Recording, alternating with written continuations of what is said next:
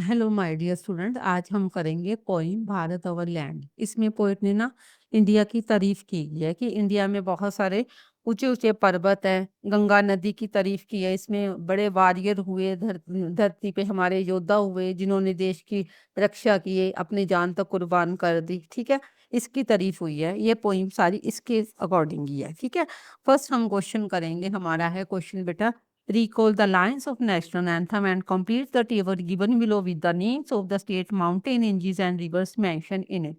हमारे national anthem में कौन कौन से स्टेट्स के नाम आए हैं, कौन से माउंटेन्स के नाम आए हैं एंड कौन से रिवर्स के नाम आए हैं। ठीक है, हमारे नेशनल एंथम में जैसे पंजाब, सिंध, गुजरात, मराठा, द्राविड़, उत्कल, बंग, ये तो हमारे स्टेट्स के नाम हो गए। माउंटेन कौन कौन से नाम आए हैं, विंध्य, हिमाचल, यमुना, गंगा। यमुना गंगा क्या हो गए, रिवर के नाम आ गए।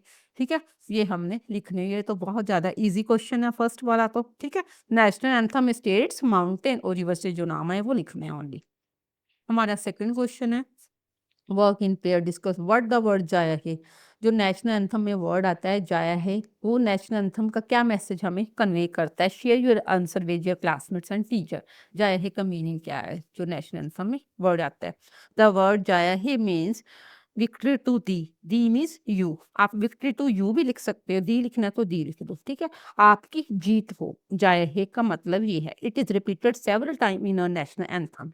ये हमारे नेशनल एंथम में काफी बार रिपीट हुआ है वर्ड जाया है। It convey the message of national pride and towards India. इससे हम पता चलता है कि हमारी नेशन के प्रति पोइट की कितनी ज्यादा उसकी डिवोशन थी। ये पोइम हमें, ये डिवोशन है हमारे माइंड में क्रिएट करती है।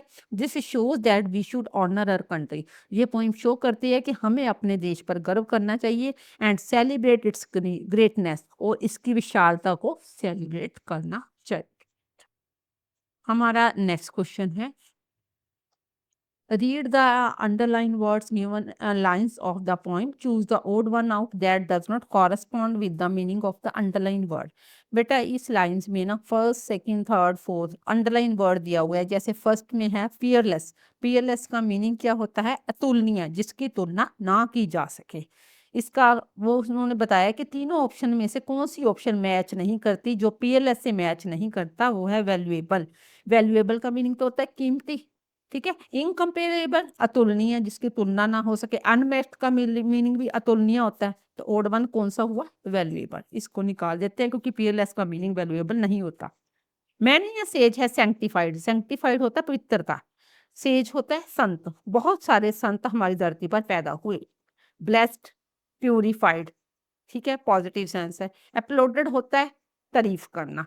ब्लेस्ड होता है कि हम अपने आप को ब्लेस्ड फील करते हैं, प्योरीफाइड फील करते हैं। अपलोड होता है प्रशंसा करना। ये क्या हमारा डिफरेंट हो गया। And there all auspicious things are found. Auspicious things है कि बहुत बाय लक हमारे बहुत अच्छी चीजें हैं जो जहाँ पे देखने को मिलती है। फॉर्चुनेट भी हो गया, इसका मीनिंग सेम है। फेवरेबल भी सेम है। फैंटास्टिक होता है वेरी गुड, बहुत अच्छा, ये इसका मीनिंग नहीं है। ओ होरी एंटीक्विटी इज भारत। एंटीक्विटी किससे लिया गया, एंटीक से। एंटीक का मीनिंग क्या है, पुरातन।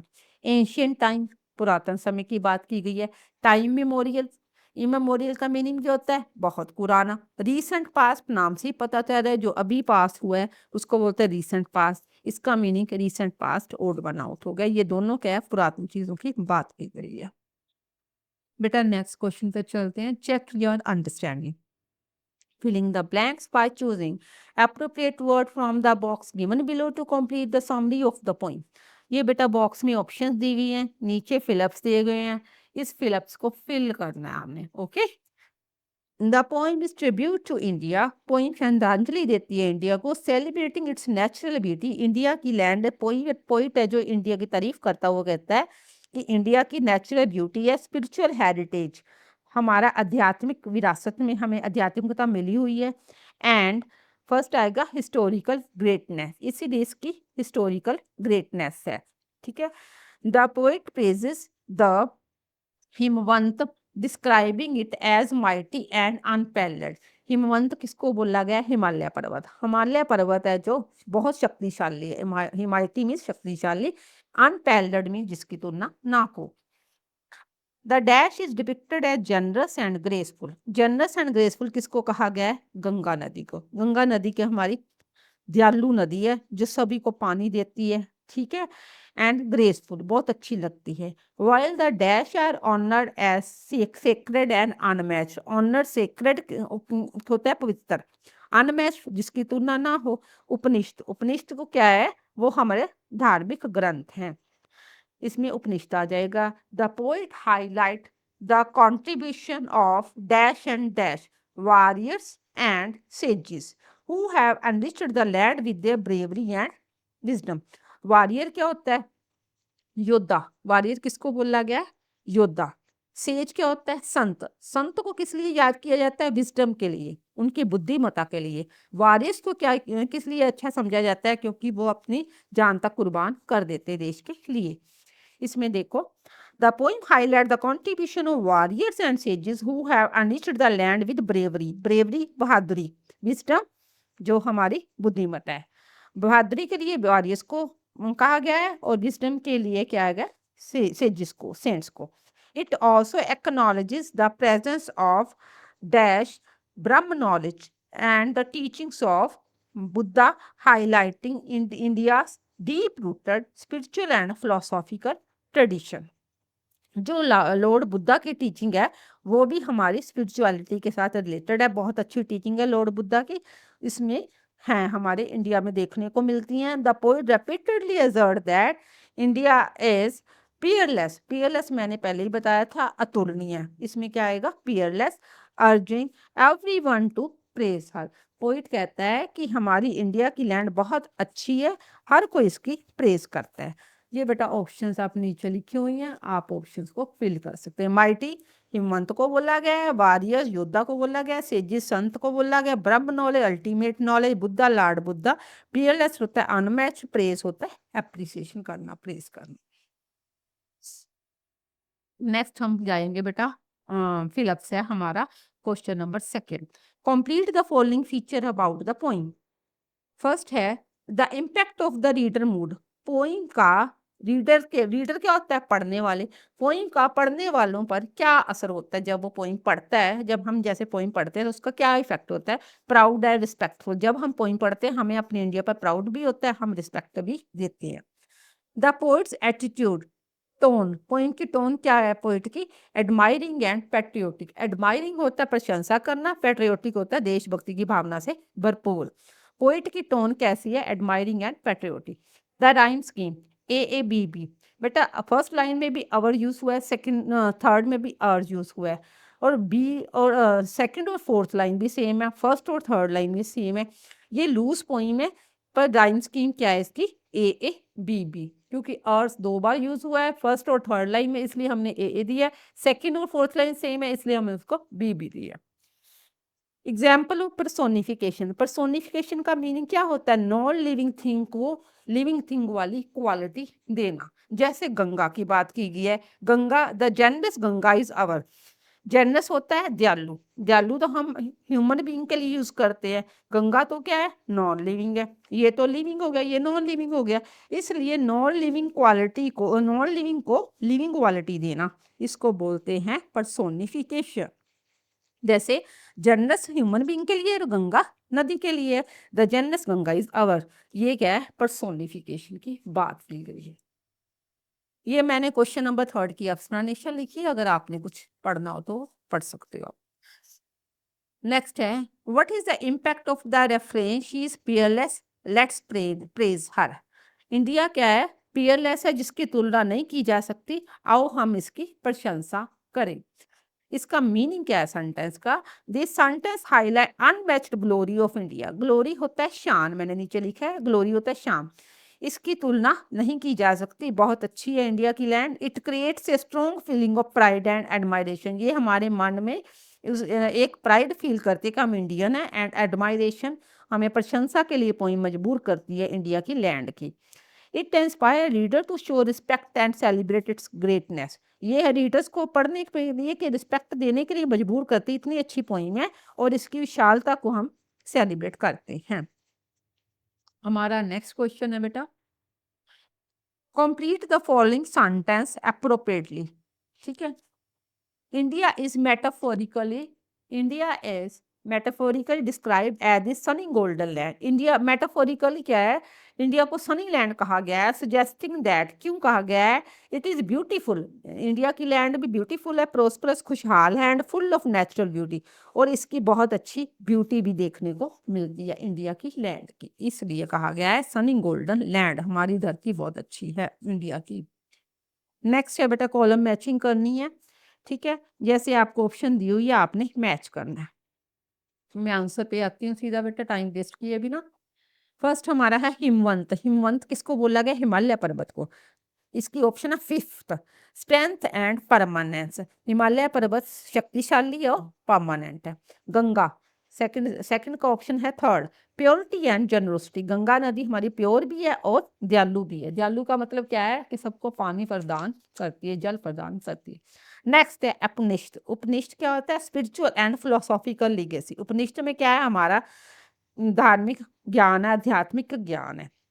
Gallant warriors and sages, warrior क्या होते हैं योद्धा, और सेजिस क्या होता है संत, संत के जो योद्धा है उसको करेज के लिए याद किया जाता है, जो संत है उसको विजडम, विजडम होता है बुद्धिमता, बुद्धिमता के लिए, ये बुद्धिमानी के लिए आप यूज करते हैं। नेक्स्ट है ब्रह्म नॉलेज एंड बुद्ध धामा, ब्रह्म नॉलेज परमात्मा का ज्ञान, एंड बुद्ध धामा मीन्स बुद्ध का धर्म, बुद्ध की शिक्षाएं, ठीक है। नॉलेज एंड एनलाइटनमेंट, ये हमें क्या देती है, नॉलेज भी देती है, एनलाइटनमेंट होता है अपने आप को जानने का मौका देना, कि आप अपने आप को कैसे जान सकते हैं मीन्स के, ठीक है। नेक्स्ट है Sunny golden land, Sunny golden land आपको मैंने बताया है कि भारत की लैंड को सनी गोल्डन लैंड कहा है, रिचनेस एंड ग्लोरी, क्योंकि ये रिच है एंड ग्लोरी है, इसकी अपनी ही शान है। अब नेक्स्ट क्वेश्चन है हमारा, 6 क्वेश्चन पे पहुंचते हैं। The poet uses imagery, imagery है इमेज, ठीक है, descriptive language to create vivid mental, vivid होता है अलग अलग, mental picture that appeal to the senses, poet अलग अलग इमेजेस प्रोवाइड करता है हमारे माइंड को, जो छू जाती है, हमारे मन को छू जाती है। Give any 2 example from the poem, कोई ऐसी 2 एग्जांपल बताए जो हमारे मन को छू जाती है, ठीक है। द माइटी हिमवंत, शक्तिशाली Himalaya, creates a picture of tall majestic होता है शानदार, टॉल होता है लंबी, स्नो कैप्ड माउंटेन होता है बर्फ से कवर्ड हुई पहाड़ियाँ, that symbolises India strength and stability, जो क्या इंडिया की स्ट्रेंथ और स्टेबिलिटी को दर्शाती है, उसके बारे में हमें बताती है। नेक्स्ट है the sunny golden land, Sunny golden land का मीनिंग क्या है, it show that India is beautiful prosperous and full of beauty, इससे पता चलता है कि हमारी धरती है बहुत ब्यूटीफुल है, खुशहाल भी है, और इसमें बहुत अच्छी चीजें हैं जो देखने को मिलती है, नेचुरल ब्यूटी है। उसने पोइट ने क्या कहा था कि कोई 2 लाइंस ऐसी पोइम की बताए जो हमारे माइंड को छू जाती हैं, एक तो हमें छू गई इसकी पोइम की लाइन माइटी हिमंत, और सेकंड हो गई the sunny golden land. You can write on your own, आप कोई भी लाइन और लिख सकते हैं जो आपको अच्छी लगे, जरूरी नहीं कि ये वाले लिखने हैं आपने। Next question, what is the impact of the use of hyphen in the first stanza, select the option that are true, आपने true option देखनी कौन सी है। create deliberate pause to reinforce the sense of admiration and pride, जब हम poem को पढ़ते हैं ये हमें क्या है भारत की प्रशंसा करने को मजबूर करती है, बिल्कुल करती है, करेक्ट, इसका क्या गया टिक लगा दो। emphasize the contrast between India's strength and weakness, poem में इंडिया की स्ट्रेंथ, उसकी खूबियां और कमियां दोनों को कंट्रास्ट किया गया है, नहीं ऐसी तो कोई बात नहीं है, इसका मतलब ये नहीं आएगा। lend to the lyrical quality giving it a major chant like rhythm, बिल्कुल यदि रिदम है इसकी पोइम की, एक रिदम में चलती है, ठीक है, ये भी टिक आ जाएगा। नेक्स्ट है suggest hesitation और uncertainty in the poet's claim about India, poet के माइंड में हेजिटेशन है या कुछ उसको क्लियर नहीं हो पा रहा पोइम में, ऐसी तो कोई बात ही नहीं है, पोइट को सब कुछ क्लियर है। नेक्स्ट है present a key element of India's greatness before the hyphen and make a strong assertion about its uniqueness after the hyphen, इससे क्या पता चलता है कि इंडिया की ग्रेटनेस का पता चलता है जैसे ही हम पोइम को पढ़ते हैं, बिल्कुल ओके है, ठीक है। फर्स्ट, थर्ड और फिफ्थ ऑप्शन क्या है आपने टिक लगा देनी है। नेक्स्ट है बेटा हाइपरबोले, पहले हम हाइपरबोले का मीनिंग पढ़ते हैं। हाइपरबोले मीनिंग एक वर्ड होता है एक्सेजरेशन, एक्सेजरेशन होता है बढ़ा चढ़ाकर किसी बात को बोलना, हाइपरबोले का इतना ही मीनिंग है, ज़्यादा पढ़ने की ज़रूरत नहीं है। एग्जाम्पल देख लो, पता चल जाएगा। My luggage weights a ton, does the luggage actually weights a ton? Luggage क्या होता है? हमारे सामान का भार इतना ज़्यादा है कि 1 टन के बराबर है। क्या ऐसा हो सकता है? नहीं हो सकता। इसका मतलब कई बार आप बात को बढ़ा चढ़ा कर बोल देते हैं, उसको बोलते हैं हाइपरबोले। इसमें हम यूज करेंगे, an example of hyperbole from the poem is the mighty Himvant is earth. शक्तिशाली हिमालय हमारे हैं, there is no equal anywhere on earth. Earth के ऊपर इसके बिना कोई और कोई हो ही नहीं सकता हिमालय पर्वत जितना ऊंचा। ठीक है, हमारा नेक्स्ट क्वेश्चन है ओड। ओड क्या होता है बेटा? लिरिकल में होती है, एक रिदम होती है इसकी। इसके पता चलता है कि हम उसकी कितनी प्रेज़ करते हैं, कोई पर्सन की, प्लेस की, ऑब्जेक्ट की या आइडिया की। इसकी एप्रिसिएशन, इसकी रिस्पेक्ट देने के लिए हम जो वर्ड्स यूज़ करते हैं, जो रिदमिक टोन यूज़ करते हैं, उसको बोलते हैं ओड। ठीक है? इसमें कहा गया है the poet emphasis his deep love और praises through such lines. Poem है जो पोइट है, पोइट में क्या क्या जो वर्ड यूज करता है इसकी प्रेज करने के लिए, अपना लव शो करने के लिए। The mighty Himavant is earth, there is no equal anywhere on earth. जो ये लाइन यूज करता है उसका पता चलता है कि उसका कितना डीप लव है अपने मदरलैंड के लिए, इंडिया के लिए। नेक्स्ट है बेटा एल्यूजन। एल्यूजन का आपको बता देते, एल्यूजन का मतलब होता है इनडायरेक्ट रेफरेंस और शॉर्ट में देना। इनडायरेक्ट रेफरेंस और शॉर्ट में, जैसे हम एक ही लाइन को बहुत बड़ा बढ़ा चढ़ा कर बोलते हैं और कुछ वर्ड्स आप संक्षेप में भी बोल सकते होते हैं, वो होता है एल्यूजन, जब हम संक्षेप में बात करते हैं। ठीक है ना, सिंपल सी बात है, इससे आपको पता चल जाएगा। Now read the explanation and identify the matching allusion from the poem of the following. An allusion to the ancient Indian scripture that form the philosophical core and symbolize the deep wisdom and enlightenment. जो ancient scripture है, हमारे धार्मिक ग्रंथ हैं, उससे पता चलता है इंडिया के सेंट्स की विजडम का और उनको ज्ञान की प्राप्ति कैसे हुई, उनकी बुद्धिमत्ता का पता चलता है हमारे स्क्रिप्चर से। कि जैसे महात्मा बुद्ध की टीचिंग से हमें पता चलता है कितने बुद्धिमान थे, उनको कितना ज्यादा ज्ञान था, इसका पता चलता है। ठीक है, इसके लिए पोइट ने कौन सी लाइन यूज की है? The sacred Upanishad are ours, उसने पोइम में यूज किया है the sacred Upanishad are ours. इतनी बड़ी एक्सप्लेनेशन लिखने की जरूरत नहीं है, वो कहते हैं इतनी सफिशिएंट है। An allusion to the concept of spiritual knowledge associated with self realization and ultimate truth। जब हम अध्यात्म का ज्ञान हासिल करते हैं तो अपने आप का भी ज्ञान हो जाता है, सच का भी ज्ञान हो जाता है। ठीक है, उसमें कौन सी लाइन यूज की है? Brahma knowledge has taken root, Brahma knowledge has taken root. Next है an allusion to Gautam Buddha's teaching which include compassion. Compassion होता है हमदर्दी, नॉन वायलेंस, अहिंसा एंड एनलाइटमेंट, अपने आप का ज्ञान हासिल करना। This highlight India's role in shaping major religious and philosophical tradition. जो ये वर्ड्स है, इससे हम पता चलता है कि हमारी इंडिया रिलीजन कितना अच्छा था, इस कितना अच्छा है। Sorry, the Buddha speech his धामा हेयर, बुद्धा ने अपने टीचिंग का यहाँ पे ही यूज किया, इंडिया की लैंड के ऊपर उसने अपनी टीचिंग प्रोवाइड की लोगों को। ठीक है जी, हम नेक्स्ट करेंगे बेटा अब क्रिटिकल रिफ्लेक्शन। ठीक है, page number 28। Read the extract given below and answer the questions that follow. The mighty Himavant is earth, there is no equal anywhere on earth. शक्तिशाली हिमालय पर्वत हमारे हैं, इसकी तुलना नहीं की जा सकती। The generous Ganga is our, which other river can't match her grace. Ganga की तारीफ कितनी की जाए उतनी ही कम है, क्योंकि इसके बराबर और कोई भी नदी नहीं है।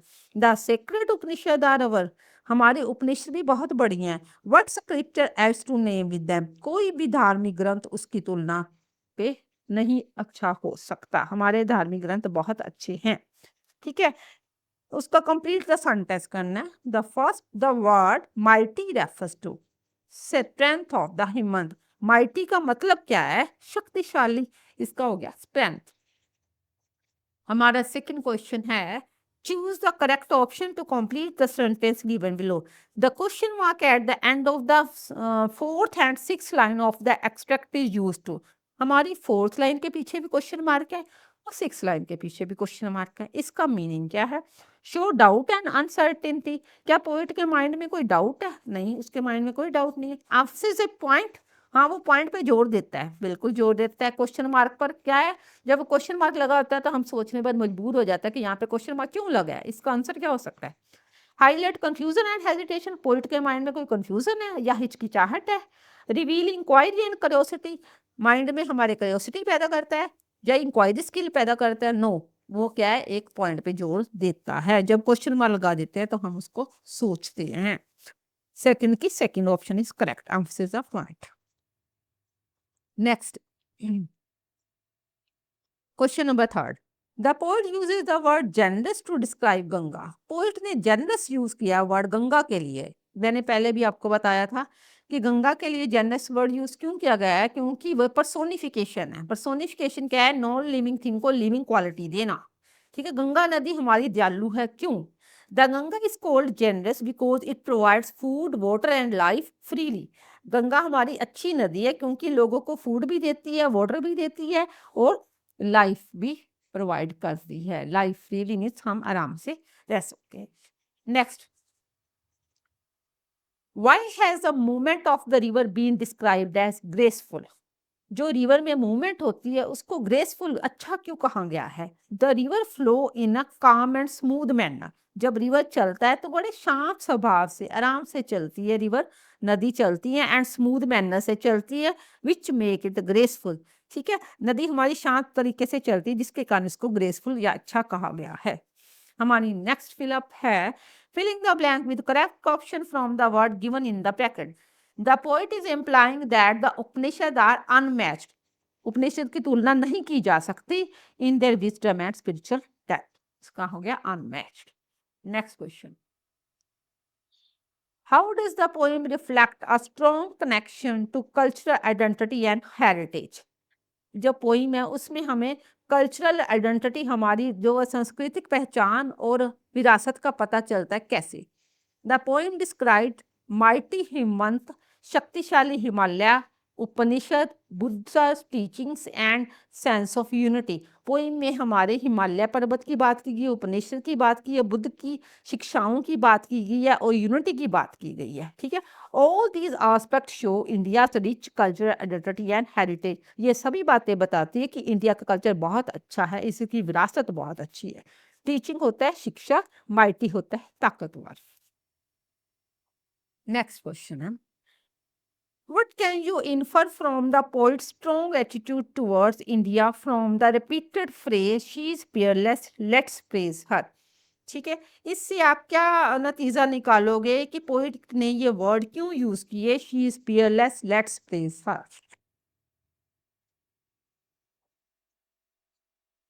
The repeated phrase show that poets deep love and pride for India.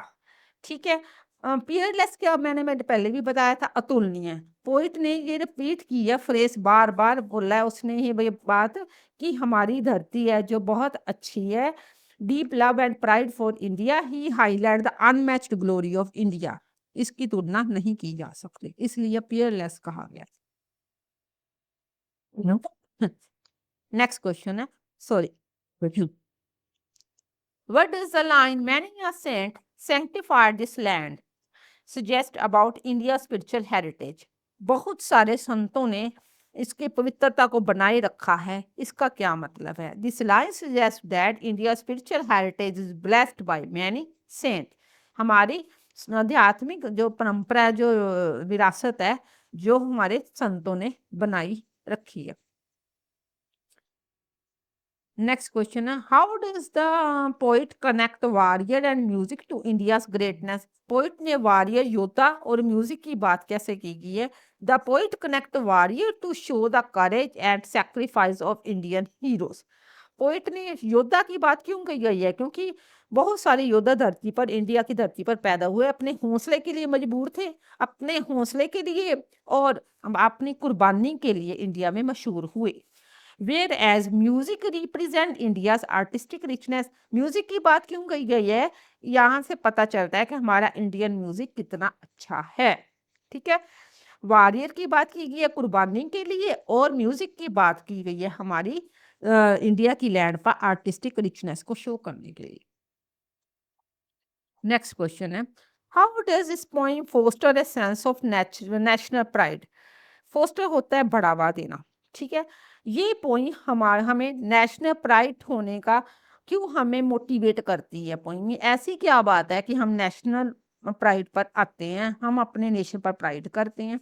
The poem highlight India's rich cultural beauty and spiritual heritage, क्योंकि हमारी धरती का कल्चर बहुत अच्छा है, इंडिया की लैंड का ब्यूटी भी बहुत अच्छी देखने को मिलती है, natural beauty and spiritual heritage भी देखने को मिलती है। ये हमें नेशनल प्राइड करने के लिए मजबूर करती है, अपने देश पर गर्व करने के लिए मजबूर करती है ये सारी चीजें। नेक्स्ट है हमारा page number 29, vocabulary in context. ठीक है बेटा, यहाँ पे स्फिक्स लगाने हैं आपने, ठीक है। जैसे ओ यू एस एस फिक्स होता है पीछे लगाना, ठीक है, प्रीफिक्स होता है आगे लगा, ये पीछे लगाना है ओ यू एस। ये है full of having the quality of kindness, ठीक है। काइंडनेस को क्या कहा है, जनरस, इसमें बार बार यूज किया है जनरस, जनरस गंगा के लिए यूज होता है, दयालु, ठीक है। हुआ है ना पोइम में गंगा के लिए जनरस वर्ड यूज, ये क्या हो गया जनरस, इसके पीछे ओ यू एस लगता है। नेक्स्ट है I T Y, the state of being very old और एंशियंट, ओ वेरी ओल्ड पुरानी चीजों को क्या कहा गया है, एंटीक्विटी। एंटीक्विटी, एंटीक मैंने बताया था कि पुरातन चीजों को हम एंटीक बोलते हैं, एंटीक्विटी। पीछे ईएसटी है। सुपरलेटिव फॉर्म, सुपरलेटिव फॉर्म में क्या होता है, वर्ब की थर्ड फॉर्म, फिर क्या आ गया माइटीएस्ट, ठीक है। Next might, mightier, mightiest, superlative क्या होगी माइटीएस्ट। लास्ट में यूज करना है लेस, विदाउट समथिंग, ये क्या हो गया पियरलेस, विदाउट समथिंग जिसकी तुलना नहीं की जा सकती। नेक्स्ट है हमारा बेटा पार्ट नंबर 2, इसमें हमने स्फिक्स यूज करना है। Complete the following table by adding a different suffix to form new word. Also create a sentence using the created word. One example has been done for you. Suffix TIUN लगा होना चाहिए। The action or process of example indicate, indicate से क्या बना indication, पीछे क्या लगा TION, ठीक है। नेक्स्ट है IEE, क्वालिटी बतानी है। आई भी क्या हो गया क्रिएटिव, इसका सेंटेंस भी बनाना है, Riya is a creative girl, Riya is a creative girl. Next है पीछे एम्बिएंटमेंट लगना है, द एक्शन और रिजल्ट ऑफ, ठीक है। Development, this product is still in early age of development. Next है ईडी, पास्ट टेंस यूज करना है, finished, I have finished my homework. Okay, but that's all about the chapter poem Bharat Our Land. Okay, bye bye, students. God bless you all.